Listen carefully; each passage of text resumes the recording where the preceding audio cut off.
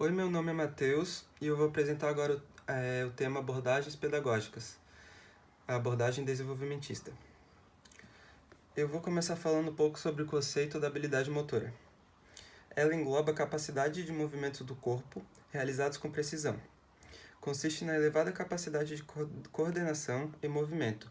Esse tipo de habilidade está relacionado com movimentos de locomoção, estabilização ou equilíbrio e manipulação. A habilidade motora pode ser treinada através de exercícios ginásticos que exercitem a agilidade e a destreza. E além disso, temos habilidades motoras especializadas que combinam as habilidades motoras fundamentais em uma atividade específica, como por exemplo a combinação de pular corda em um pé só. Daí nós temos os tipos de habilidades motoras. A habilidade de manipulação é dividida em movimentos finos e grossos. A manipulação motora fina é basicamente atividades de segurar os objetos e elas exigem um controle maior, uma maior precisão e exatidão no movimento, como é o caso de uma pessoa que gosta de comer uma comida japonesa. Ela usa aqueles palitinhos de madeira, o hashi, para comer o sushi. Já na manipulação motora grossa, se refere a movimentos que envolvem dar ou receber força de um objeto, como é o caso de chutar ou agarrar uma bola. As habilidades motoras de locomoção são aquelas que permitem a pessoa se deslocar e deve ser bastante aprimorada nos anos iniciais, pois quanto mais a criança vivencia essas atividades, mais ela irá se desenvolver. E por último, a habilidade mais importante de todas, porque ela dá base às outras habilidades, temos a de equilíbrio ou estabilização. Ela está presente em quase todos os nossos movimentos da nossa vida, porque até para levantar da cama a gente precisa dela. Agora o conceito de desenvolvimento motor. O ser humano passa por estágios e fases de desenvolvimento motor. Ela se dá basicamente por alteração que a gente tem no comportamento motor, desde o bebê ao adulto. O desenvolvimento motor é dividido em 3 fases: movimentos rudimentares, movimentos fundamentais e movimentos especializados.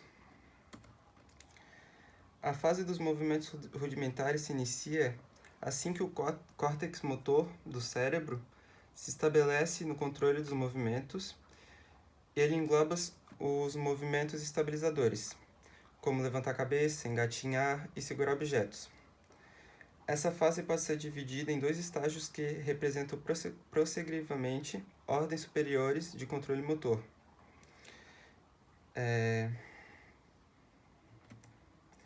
Daí temos o estágio de inibição de reflexos.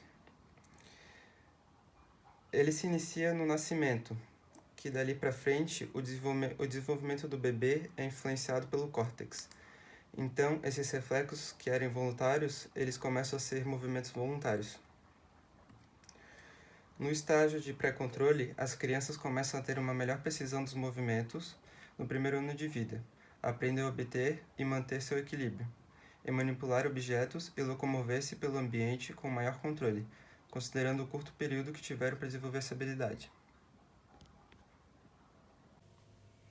Sou o Sérgio e vou falar sobre a fase dos movimentos fundamentais. Nessa fase, as crianças começam a descobrir suas capacidades motoras, essas que são de locomoção, equilíbrio ou de manipulação de objetos. Nessa fase é muito importante e sempre estar estimulando a criança para que ela tenha um crescente aumento das suas capacidades motoras e até mesmo cognitivas. Essa fase é dividida em 3 estágios. O primeiro deles é o inicial, é onde a criança apresenta movimentos crus e desordenados. No exemplo da corrida, a criança apresenta um baixo nível de coordenação, com um balanço corporal muito limitado, com passadas rígidas e irregulares, assim como a extensão incompleta das pernas de apoio. Ou seja, ela corre de forma desequilibrada e ela só anda rápido para frente, não é uma corrida bem estruturada com um padrão normal. O estágio alimentar ele é uma fase de transição, em que a criança já teve melhoras de coordenação, porém ela ainda tem algumas restrições. No exemplo da corrida também, ela já realiza uma extensão completa da perna, na perna de apoio no arranque, o que faz com que ela ganhe mais velocidade e juntamente com os braços, que já tem uma melhor coordenação e movimentos padronizados. Assim resulta num ganho de velocidade maior e de equilíbrio também. E o estágio maduro, que é uma fase onde os movimentos já estão coordenados e consistentes, e também a qualidade da manipulação começa a ser maior, que a criança não trabalha tanto a manipulação por ser algo mais difícil. E aí é nesse estágio que ela começa a trabalhar mais esses movimentos. Agora eu vou falar da fase dos movimentos especializados, que é nessa fase que normalmente a criança começa a ter interesse pelo esporte. Até então ela só aprende os movimentos, como se equilibrar, como correr, manipular objetos. E aí agora começa a fase que ela utiliza isso para um esporte. Ela começa a desenvolver a habilidade esportiva que continua na infância, adolescência e até na vida adulta. Essa fase também é dividida em três estágios, sendo o primeiro deles o transitório, que é o momento em que a criança é introduzida no esporte e é a partir do momento que ela atinge o estágio maduro das suas capacidades motoras que serão utilizadas em um devido esporte. Por exemplo, se ela acha que ela é muito boa em manipulação, ela pode seguir um esporte de manipulação, como basquete, como futebol, que também utiliza manipulação. Se ela acha que ela é boa em equilíbrio, em corrida, aí ela pode seguir um atletismo ou uma ginástica. É nesse momento que ela é introduzida ao esporte. Estágio de aplicação, que é onde a criança escolhe o seu esporte preferido, ela vê se aquilo que ela pensou que seria o ideal para ela é realmente o preferido para ela. E aí é onde ela começa a ser apresentada as estratégias, as regras e até as habilidades mais complexas, as coisas mais difíceis de se fazer no esporte. E o estágio da utilização vitalícia, que é o último estágio da fase motora especializada. É quando o adolescente, a criança que agora é adolescente, vai utilizar suas habilidades e aprendizados de forma recreativa ou vai utilizar em busca do alto rendimento. Se ela acha que ela é muito boa naquilo que ela faz, ela não vai querer usar só como um hobby. Ela vai querer competir e competir profissionalmente naquilo que ela é boa.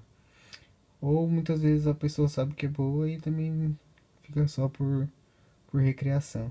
Mas é nesse momento que é decidido isso. Agora eu vou falar sobre as abordagens desenvolvimentistas na educação física. É uma proposta dirigida para crianças de 4 a 14 anos que buscam nos processos de aprendizagem e desenvolvimento uma fundação para a educação física escolar. É uma forma de tentar caracterizar a progressão do crescimento, seja ele físico ou cognitivo. Busca também sugerir elementos relevantes para a estruturação da educação física.